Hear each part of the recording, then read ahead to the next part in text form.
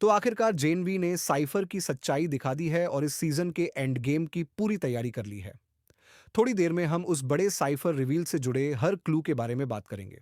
तो चलिए शुरू करते हैं। ये है जेनवी सीजन 2 के एपिसोड 7, हेल वीक के सभी ईस्टर एग्स, रेफरेंसेस और वो छोटी-छोटी चीजें जो शायद आपसे छूट गई हों। एपिसोड का टाइटल हेल वीक कई मायनों में फिट बैठता है।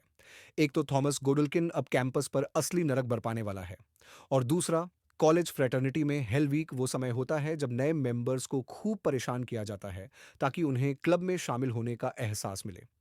जैसे रफस सैम से कहता है, हम तुम्हें एक प्लेस दे रहे हैं और तुम्हारा काम है उसे इस हफ्ते नर्क से गुजारना। मतलब हेल वीक वो समय है जब युवा लोग दर्द और मुश्किलों से गुजरकर अपनापन महसूस करते हैं, और यही तो इस शो के सभी हीरो भी कर रहे हैं। उन्होंने तकलीफें झेली हैं, लेकिन उसी से वो एक दूसरे के और करीब आए हैं, और उनका यह रिश्ता एक शब्द पर टिका है: माफी, फॉरगिवनेस। सीजन की शुरुआत में सैम और केट दोनों विलन थे, जिन्होंने होमलैंडर की सेवा में भयानक काम किए। सैम को खुद को माफ करना सीखना पड़ा, और केट ने दूसरों को एल्मायरा से आजाद करके माफी पाने की कोशिश की। जॉर्डन ने भी मरीज से नफरत की थी, लेकिन बाद में उसने उसे और केट दोनों को माफ कर दिया। एमा को सैम की अंदरूनी लड़ाई को समझना पड़ा, और इस एपिसोड में वो आखिरकार उसे थोड़ा स्पेस देती है। लेकिन सबसे जरूरी बात, इस एपिसोड के सारे किरदारों को खुद को माफ करना सीखना पड़ता है। शुरुआत होती है एनाबेथ के उस बुरे सपने से जिसमें मरी की मौत होती है। मेरा मानना है कि ये सपने सिस्टर सेज ने मरी को कंट्रोल करने के लिए दिए हैं।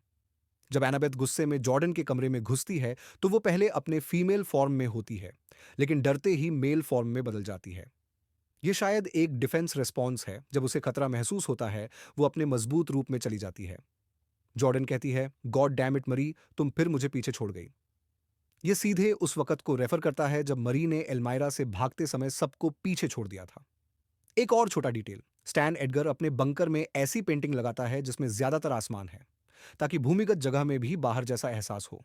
और शायद जानकार्लो एस्पोजिटो 2 एपिसोड्स के लिए उपलब्ध नहीं था, इसलिए जोई को दिखाया गया ताकि बाकी किरदार उससे उसकी कार उधार मांग सकें। अब बढ़ते हैं मरी और केट की बातचीत की तरफ। यह सीन चालाकी से दिखाता है कि सिस्टर सेज कैसे मरी को मैनिपुलेट कर रही है।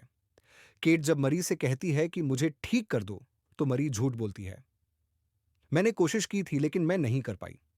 असल में वो उसे ठीक नहीं करना चाहती, क्योंकि उसे अब भी केट की पुरानी करतूतें याद हैं। अगर वो केट को माफ कर देती, तो केट एपिसोड के एंड में गोडल्किन का दिमाग पढ़ लेती और पता चल जाता कि वही साइफर है।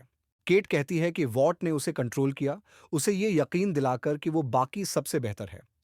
अब वही चीज मरी के साथ हो रही है। उसे चुनी हुई और सबसे ताकतवर कहा जा रहा है, ताकि वो खुद पर घमंड करने लगे। यही जाल साइफर ने उसके लिए बिछाया है।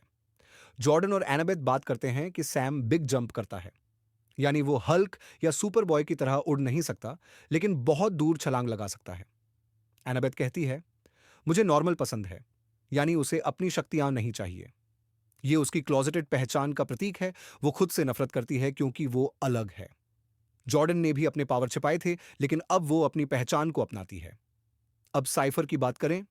वो यह समझने की कोशिश कर रहा है कि पोलैरिटी उसकी शक्तियों को कैसे ब्लॉक करता है, और फिर वह खुद को मारने का सोचता है, क्योंकि जब कोई उसे रोक सकता है, तो वह खुद को कमजोर समझने लगता है।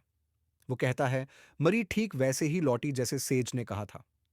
इससे पता चलता है कि साइफर असली मास्टरमाइंड नहीं है। सिस्टर सेज सब कुछ नियंत्रित कर रही है।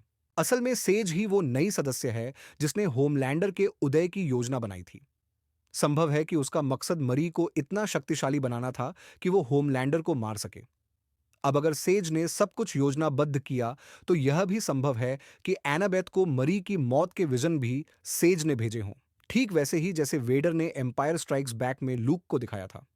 फिर एंडरसन आता है और मरी उसे ठीक करती है। वो एक क्राइस्ट लाइक फिगर बनती जा रही है, जो लोगों को चंगा कर सकती है। जब वो उसे ठीक करती है, तो बाकी सभी के दिमागी सिग्नल भी प्रभावित होते हैं, बिल्कुल लोगन फिल्म वाले जेवियर की तरह। कैंपस पर रूफस और सैम का सीन आता है, जहां सैम को एक नए प्लेस की देखभाल करनी है। यहां कंट्रोल का प्रतीक बहुत स्पष्ट है। सैम को किसी और पर नियंत्रण रखना है, जैसे साइफर दूसरों को नियंत्रित करता है। फिर ग्रेग आता है, जो सैम का रोमांटिक राइवल है। जहां सैम जंप कर सकता है, ग्रेग फ्लाई करता है, और दोनों के बीच एक प्रतिस्पर्धा शुरू हो जाती है। साइफर के ऑफिस में एंडरसन मरी से कहता है कि वो केट पर भरोसा करे।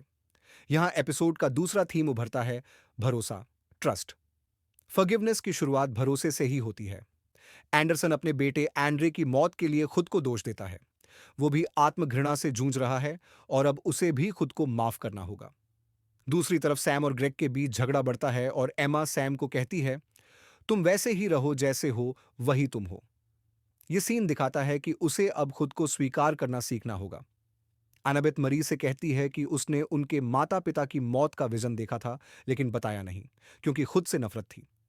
मरी भी खुद से नफरत करती है और यही आत्मघृणा उसे साइफर के जाल में ले जाती है। जब मरी अपने दोस्तों को हवा में उठाती है तो वो पूरी तरह साइफर के असर में होती है।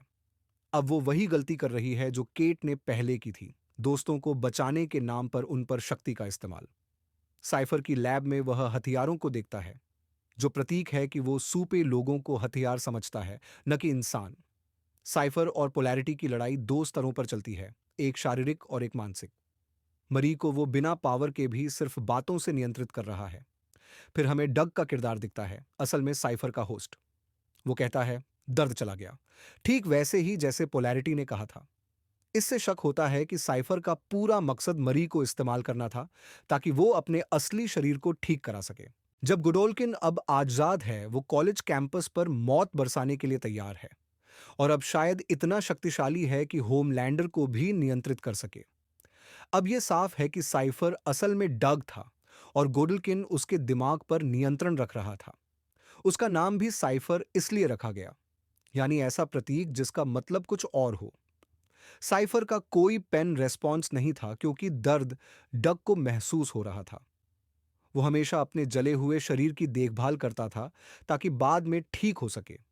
और सिस्टर सेज के साथ उसका रिश्ता भी इसी कनेक्शन से जुड़ा था।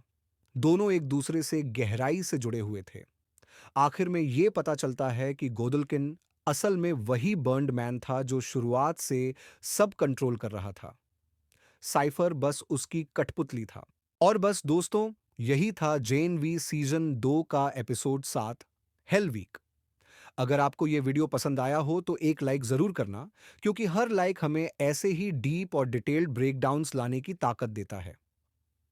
और हाँ, अगर तुम जेन वी, द बॉयज या होमलैंडर यूनिवर्स के फैन हो तो चैनल को सब्सक्राइब करना मत भूलना, क्योंकि अगले हफ्ते हम लाने वाले हैं एपिसोड 8 का फिनाले ब्रेकडाउन, जहां सब कुछ बदल जाएगा।